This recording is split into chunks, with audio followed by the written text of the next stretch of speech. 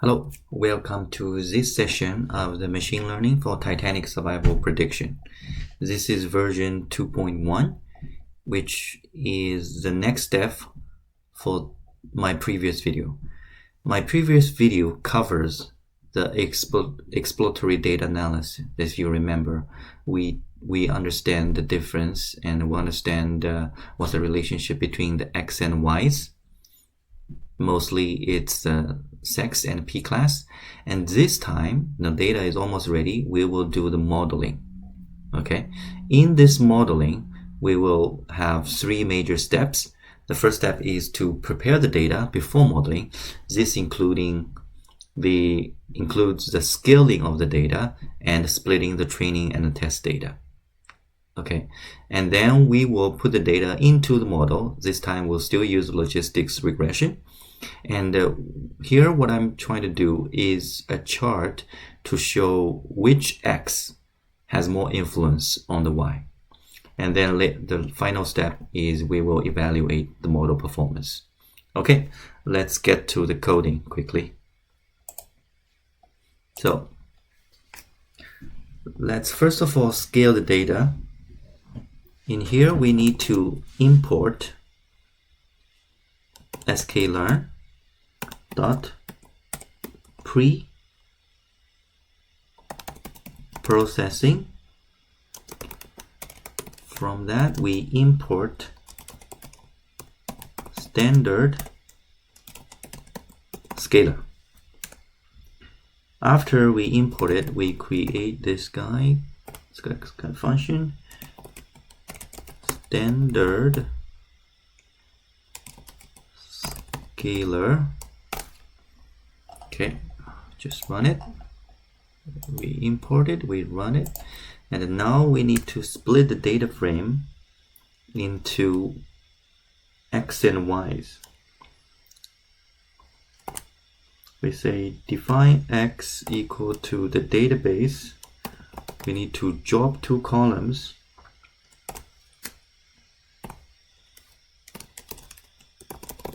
Because why we're doing this is the categories and the survived columns are not useful. Okay, so this is we are dropping the categories and the survived to get to the X, and then we have dfy equals to df. We will only pick the survived. Okay, that become our Y's.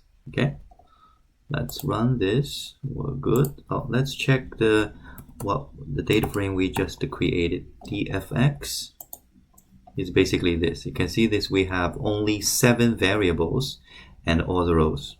Okay, and then what? Now the next step we need to do is to scale the data. So scale the data, we create another data frame. We call it scaled dfx.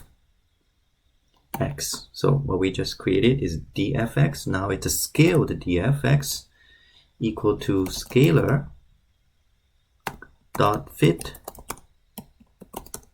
transform dfx. Okay, let's do that. Then let's check what we have just scaled. You can see here, copy paste, checked it. So now it looks like 0.8, 0.7. It's no longer like here. You can see the 1 and 0, 1 and 2, right? So the data has been scaled. Next thing we want to do, the key thing here is, remember, we have scaled a total of 1300 lines, but we only need the labeled data to be used in our model. So let's double check df, right, iloc. Let's check the line number. I remember it's 880 to 890. Let's say we have check the df. So the df, you can see from 0 to 888, that's our label data, and 889 starting from AA9, that's our unlabeled data which we need to predict. But for the modeling purpose, we only need the index, the rows from 0 to 888. Okay, so now let's make a new data frame. Let's call it scaled DFX label. Scaled DFX label equal to scaled, right? We did scale, we did X, and this time we say we only need the thing from 0 to 889.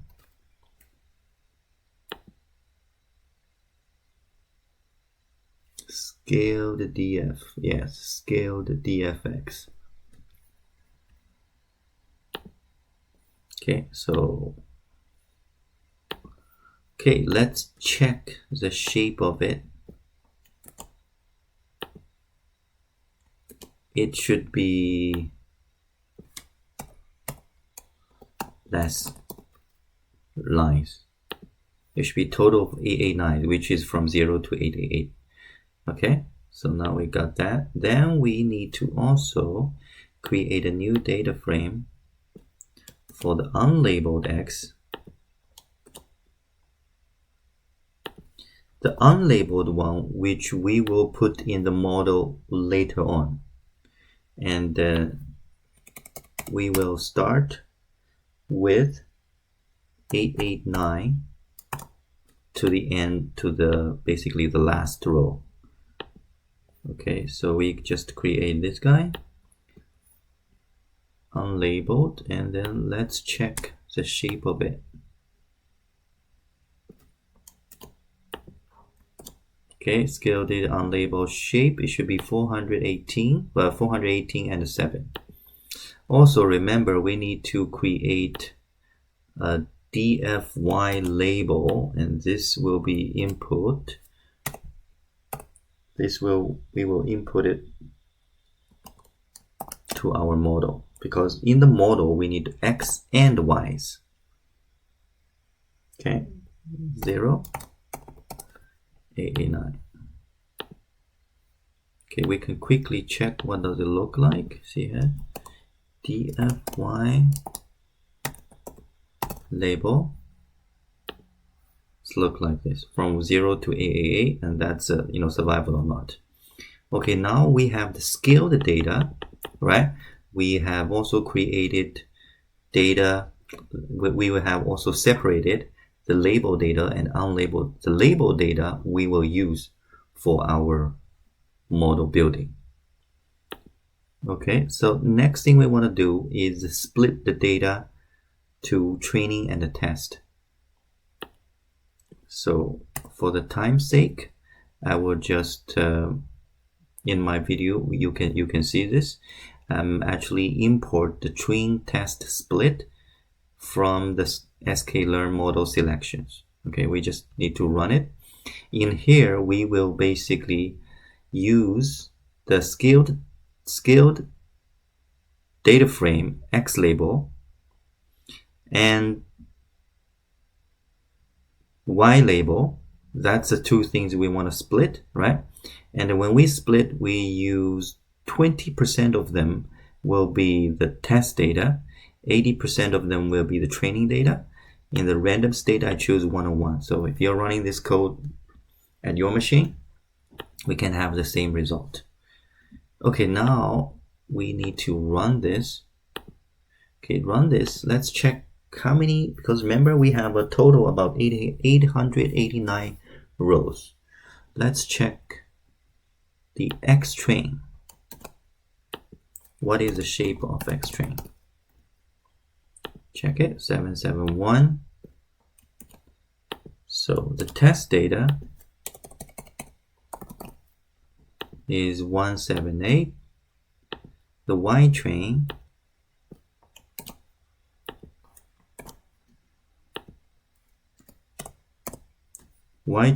is 711. You see, this one is only like one dimensional, right? Okay, and check the y-test shape too.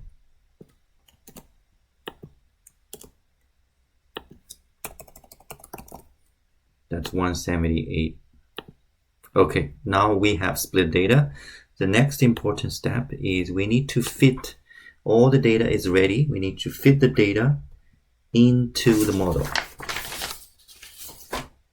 So here I need to do from sklearn linear model. Okay, in here I want to import logistic. Remember, logistics is capitalized. Logistics regression. After I import it, I say LG equal to logistic regression. Okay, just to simplify. Oh, what happened? Language is not defined. From logistics regression, logistical. I typed one more I. Sorry about that. Okay, now we good. Now we have the model imported. Now let's fit our data. Called LG fit what? Fit X and Y's. X is, remember, the 889 lines and the 7 columns. We need to fit that X. And also remember, this is already scaled data, okay? Y train, fit X train and Y train into the model. Okay, sorry about that. Okay, fit it.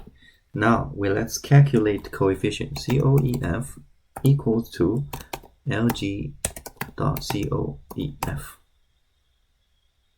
That's COEF.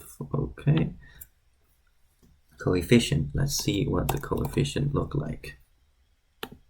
Okay, that's the coefficient. The next thing I want to do is to visually see which variable is important to the survival. Okay, so in order to do this, I need to create a data frame which has the X variable and coefficient. Right now we only have coefficient. And also remember, this thing here is a NumPy array, right? So the first of all, I need to check the type of coefficient. Let's see, COEF. You see it is a NumPy array. Then I also need to check what is the shape of this NumPy array. So you can see it's 1 and 7. So it's actually a 2D frame, right? So what I need to do in order for me to create a data frame, right, I need to change this 2D thing into 1D. So the thing that I learned is you can use, see, I create a new data NumPy array called coefficient underscore 1D equal to coefficient flatten. So once I flatten it, it will become change from 2D to 1D. Okay, so now we have that. Let's double check the COEF underscore 1D look like this. You can see the difference here. See here, I only have one bracket, one set of square bracket. But if I check the coefficient itself, it has 2 square bracket. So that means this guy is a 2D and this is 1D. Okay, so if you don't believe me, let's check this. Type COEF 1D. So, oh, the type, I don't need to check type, I need to check the shape, sorry. 1D dot shape. Okay, now it's 7. The next step we need to do, we need to change this NumPy array to panda series. Okay, how are we gonna do this? We can do this COEF 1D now, right? No, let's define COEF series equals to PD dot series. Okay, make sure it's SCP series COEF 1D. This will create a new a series. Okay, so let's check the type again. Just making sure this is the type series, and also let's check the COEF series. Okay, so you can see now we have a COEF coefficient series index from 0 to 6, right? The next thing we want to do, we need to have the variables, right? The variable, let's do this. We have we created something called a DFL before, remember? DFL looks like this, right? So we need to then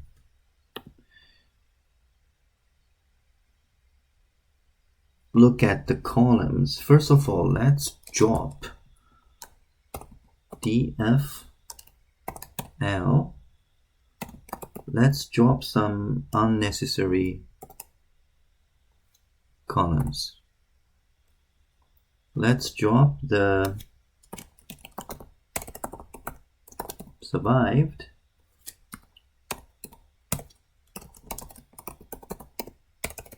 and the category.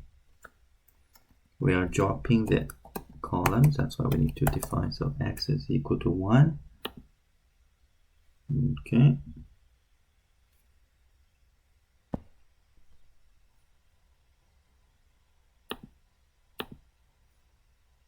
Okay, so now we see the x's look like this. After that, we create something called x label, which is the column label, right? X label equals to x dot columns dot this. Again, you see, I'm looking at the columns and change it to series also. X columns to series. So now we have X label.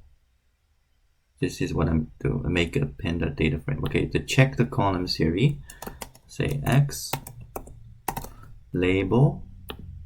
So you can see we have the 7 variables, right? Before we have 9 of them, we drop 2 of them, and then making the column names as a series. Now the thing is, here we have index also using the variable. I don't want that. I want it to be I want the index to be 0 to 6. So later on it become more easily for me to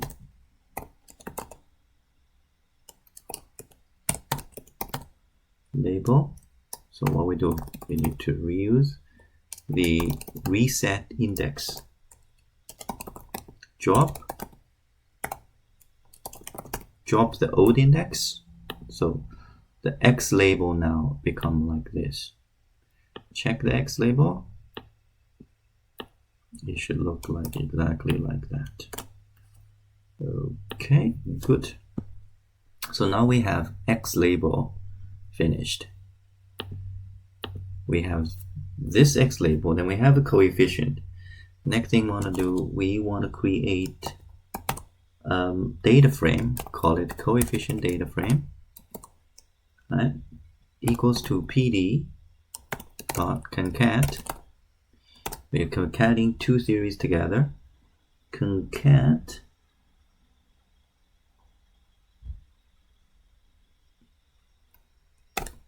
okay, X label. Right, and then we have coefficient series, concat those two series. Then we use concat them, consider them as a column. And after we concat them, we reset the index by drop and also drop the old index. Okay, so we did this. Now we just need to check what is the new data frame that we created. So that's what we created. Now you realize that we have column, that we have the index, right? But the column name is 0 and 1. So we need to change the column name to become more straightforward. Okay, COEF, DF. So now the new data frame, I want to rename it. Rename the column called DF dot rename. In here, I need to rename what? Rename columns. And then here I need to put a dictionary. Let's say if it's the old one is 0, now I change it to VAR, which means variable. And after that, for the ones, I need to change it to COEF, the coefficient. Okay, this finishes our task of changing the columns. Again, so I override it, the old data frame. If we check it again, you can see the name has changed. Now, let's do a bar chart of this to show it visually. This is good for the presentation. Okay, I tend to like the SNS Seaborn because it's very, so the X will be var, Y would be COEF, data will be COEF DF. Okay, so we did this. Oh, what happened here?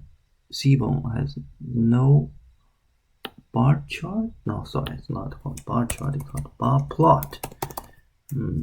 See. Okay, so now we have the chart. We can see, sex has positive impact and embark and all those two, then the other one has negative impact. Okay, then if we can sort them, it will be much even, it will be better. So if we create a code, still like bar plot, right? X is the same thing, so let's just copy, I think, all that. This is almost the same thing. To make everything easier. Okay, so we got X, Y, the data. The only thing we want to add is the order. Order equal to COEF DF sort values, right? And then we need to do sort by COEF, right? And after that, okay, let's check the coding again. In the here, let's check the copy. I kind of forgot. Okay, let's take a look here.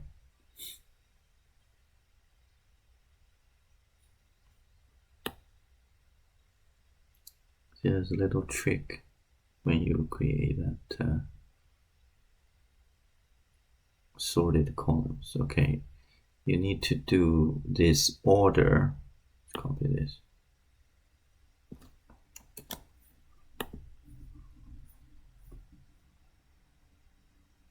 Order, let's copy everything from here. This is very long.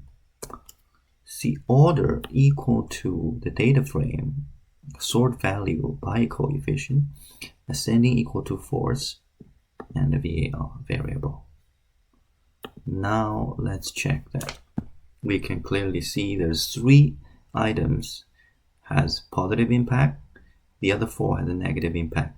But in terms of The scale of the impact, the sex has the most important impact, and then P class, the most negative impactor.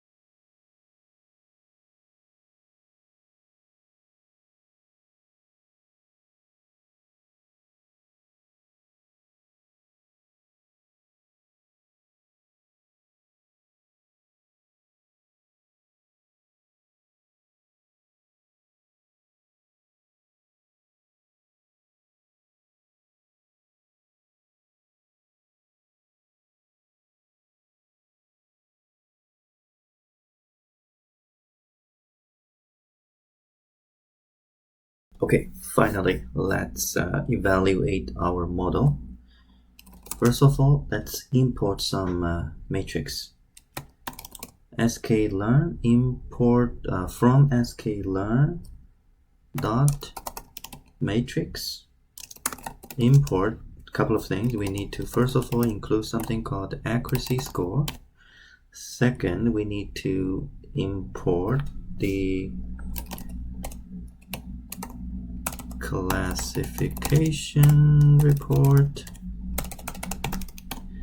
Next, we want to see visually the confusion matrix and plot confusion matrix. So that's the thing we want to import. Next thing we want to do, let's see what is our prediction. And remember, this prediction is only for the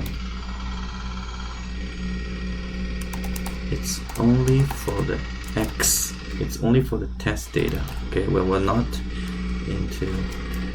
So y predict equal to this.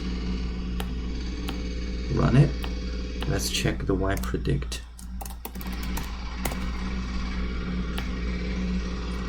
Okay, let's also check the shape of the y predict, because this is not the final y predict. This is only for the y predict for the test data.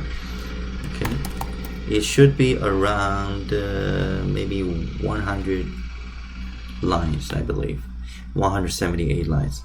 The 418 will be, we'll talk about 418 in the later. Okay, this is to predict the test data, to evaluate the model performance. Okay, now we got the y predict. Let's check the accuracy score. Accuracy score, the parameters we have is y test and y predict. So we are basically only comparing this two.